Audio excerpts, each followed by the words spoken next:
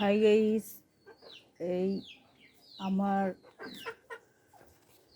মুরগি ডিম পাড়তে বসছে আর এরা ওকে পাহারা দিচ্ছে।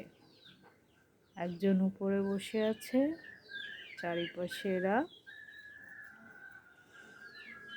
যে বসে আছে ডিম পাড়ার জন্য। ও ডিম দিবে। যে বসে আছে ডিম পাড়ার জন্য।